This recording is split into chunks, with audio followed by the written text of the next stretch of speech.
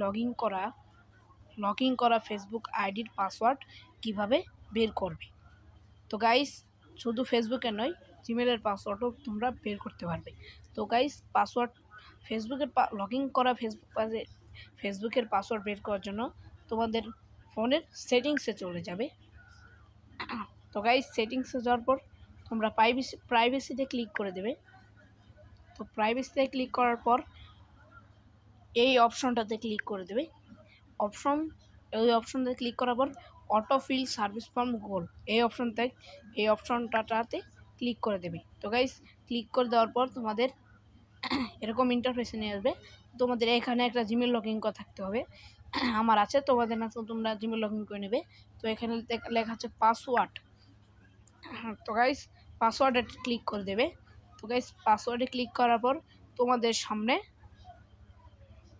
একটা